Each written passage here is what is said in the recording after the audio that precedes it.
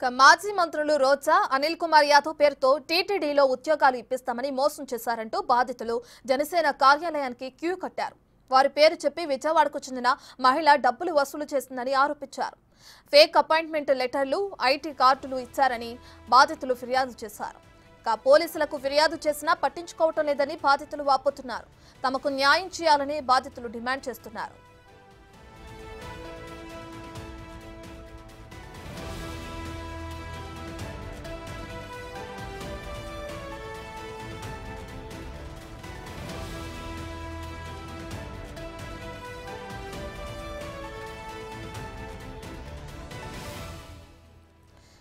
మాజీ మంత్రులు రోజా అనిల్ కుమార్ యాదవ్ పేరుతో టీటీడీలో ఉద్యోగాలు ఇప్పిస్తామని మోసం చేశారంటూ కొంతమంది బాధితులు జనసేన కార్యాలయానికి క్యూ కట్టారు. వారి పేరు చెప్పి విజయవాడకు చెందిన ఒక మహిళ డబ్బులు వసూలు చేసిందని ఆరోపించారు.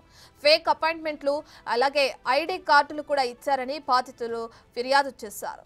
ఫిర్యాదు చేసినా పోలీసులు పట్టించుకోవటం లేదని బాధితులు వాపోతున్నారు. తమకు న్యాయం చేయాలని బాధితులు డిమాండ్ చేస్తున్నారు.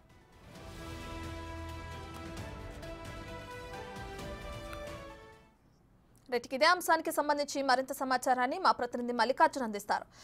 మల్లికార్జున, టీటీడీలో ఉద్యోగాలు ఇప్పిస్తామంటే అని చెప్పి మోసం చేశారంటూ కూడా అటు పవన్ కళ్యాణ్ కి ఫిర్యాదులు అందుతున్నాయి. మాజీ మంత్రులు రోజా అనిల్ కుమార్ యాదవ్ పేరుతోనే మోసం జరిగిందంటున్నారు. దీనికి సంబంధించిన డీటెయిల్స్ ఏంటి?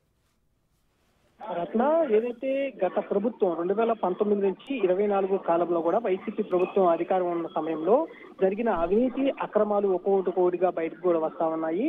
ఒక పక్క ప్రభుత్వం అధికారులతో పాటు కూడా సంబంధించి ఏదైతే అవినీతిని వెలుగుతీస్తా ఉంటే దాంతో పాటు ప్రజల నుంచి కూడా వినతుల రూపంలో అవినీతికి సంబంధించి కానీ అక్రమాలకు సంబంధించి కానీ ఏవైనా జరిగి ఉంటే వాటిని వెలికి తీయాలనే ఉద్దేశంతో ఇటు టీడీపీకి సంబంధించి అలాగే జనసేనకు సంబంధించిన కార్యాలయాల్లో వినతులు స్వీకరణకు ప్రత్యేకంగా మంత్రులను కానీ అక్కడున్న ప్రజాప్రతినిధులు కూడా పార్టీ నాయకులు కేటాయిస్తా ఉన్నారు. ఈ నేపథ్యంలోనే జనసేన సంబంధించిన కార్యాలయంలో గత 2-3 రోజుల నుంచి కూడా వినతులు వెల్లువెత్తుతా ఉన్నాయి. ఒక పక్క రెవెన్యూకు సంబంధించి భూములకు సంబంధించిన అవినీతి అక్రమాలు ఒక్కొక్కటిగా ఫిర్యాదులు అంతా ఉంటే నిన్న ఈ జనసేన కార్యాలయంలో కూడా ఏదైతే మాజీ మంత్రులు అనిల్ కుమార్ యాదవ్ గాని రోజా గాని వీళ్ళ పేర్ల మీద కూడా ఈ ఉద్యోగాలు ఇప్పిస్తామని టీటీడీలో ఉద్యోగాలు ఇప్పిస్తామంటూ కూడా 40 పైగా కూడా ఉద్యోగాలు ఇప్పిస్తామంటూ కూడా బాధితులను మోసం చేశారంటూ కూడా ఒకటి వెలుగులోకి రావడం జరిగింది.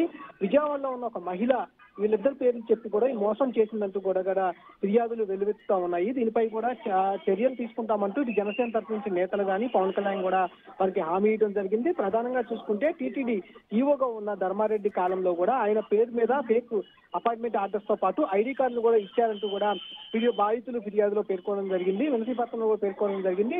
ఏ ఫిర్యాదుల్ని అక్కడ స్థానికంగా ఉన్న పోలీసులు కూడా ఇచ్చినప్పటికీ స్థానిక పోలీసులు స్పందించడం లేదనే విషయాన్ని కూడా ఇటు జనసేన కార్యాలయం ఉన్న నేతలకు కూడా ఇటు ఫిర్యాదుదారులు కూడా విజ్ఞప్తి చేసిన పరిస్థితి కూడా కనిపిస్తా ఉంది. ఏదైతే 2 నెలల కాలంలో కూడా ఫిర్యాదులతో పాటుగా అక్కడ ఉన్న స్థానికంగా ఉన్న అధికారులతో కూడా అవినీతిని ఒక్కొక్కటిగా వెలుగులోకి తీసుకొస్తానే ఉన్నారు.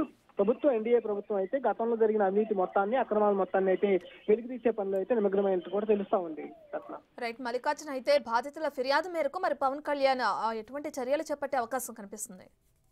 కంపల్సరిగా ఫిర్యాదుల పైన కూడా వెంటనే పవన్ కళ్యాణ్ కూడా స్పందించిన దాఖలాలు కూడా కనిపిస్తా ఉన్నాయి. గతంలో ఏదైతే ఆయన మంత్రి పదవి స్వీకరించినామంటే ఉప ముఖ్యమంత్రి పదవి స్వీకరించిన వెంటనే కూడా తన కార్యాలయానికి వచ్చిన ఫిర్యాదులపై కూడా పరిష్కారం వెంటనే చూపిన పరిస్థితి కూడా ఉంది. ఒక విజయవాడలో జరిగిన సంఘటన కూడా ఒక సంఘటన ఉంది. అమ్మాయిని కిడ్నాప్ చేసిన సంఘటన పైన కూడా ఆయన స్పందించి వెంటనే పోలీసులకు ఫోన్ చేయటం, అలాగే మొన్న వచ్చిన ఫిర్యాదుల పైన ఒక రోజు అట్లా మొత్తం అధికారులను తన కార్యాలయానికి పిలిపించుకొని అక్కడి నుంచి ఫిర్యాదుల పరిష్కారానికి కూడా ఆయన సెల్ లాంటిది ఏర్పాటు చేసి దానిపైన పోలీసులతో పాటు ఏదైతే ఫిర్యాదులు వచ్చినాయో ఆ ఫిర్యాదులకు సంబంధించిన అధికారులతో కూడా స్వయంగా ఆయనే ఫోన్ చేసి మాట్లాడిన దాఖలాలు కూడా ఉన్నాయి.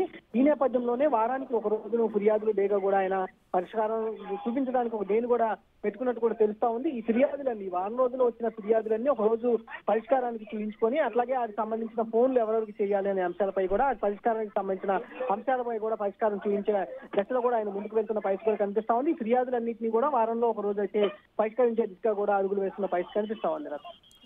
Thank you Mallikarjun.